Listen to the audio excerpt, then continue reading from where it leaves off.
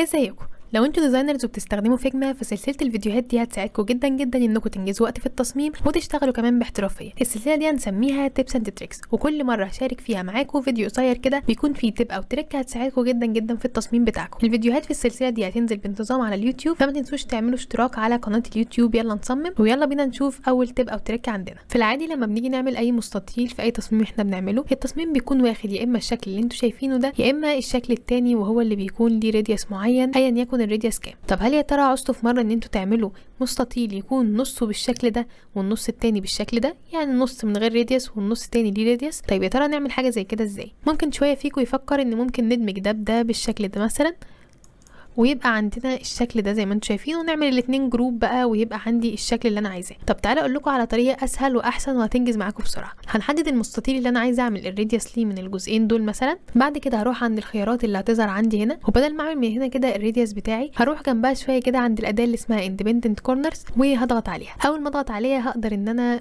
احدد كل كورنر لوحده زي ما انتم شايفين كده، فاقدر ان انا مثلا اغير في ده او بكل بساطة اكتب الرقم زي ما انا عايزة، وتحت برضو نفس الموضوع اعمل الكورنر اللي انا عايزاه. يبقى كده انا عملت في الجنب ده وده وسبت الاتنين دول صفر زي ما هم.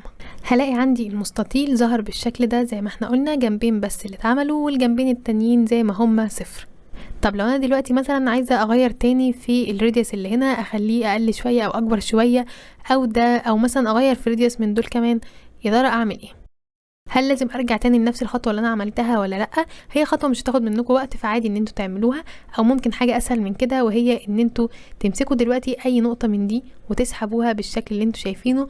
هتتسحب معاكم كل كورنر لوحده، مش زي في العادي ان الاربعه هيتسحبوا مع بعض، لا تقدروا تحددوا دلوقتي كل كورنر لوحده بعد ما عملنا الخطوه الاولانيه اللي احنا عملناها. لو لاحظتوا حاجه كمان عندنا هنا في الكورنر راديوس واحنا بنعمل الاجزاء دي كده، في حاجه تحت تاني هنا اسمها كورنر سموزنج. طب الكورنر سموزنج ده بنعمل بيه ايه؟ خلينا نركز مع بعض كده في الجزء ده وتعالوا نعمل الكورنر سموزنج وهنشوف ايه اللي هيحصل فيه. لو لاحظتوا الكورنر سموزنج ده بيعمل ايه، هو بيخلي الكورنر راديوس هنا معمول بشكل افضل، وما بيخليش فيه اي حروف لسه موجوده، بيخلي الكورنر واخد شكل دائري بشكل افضل.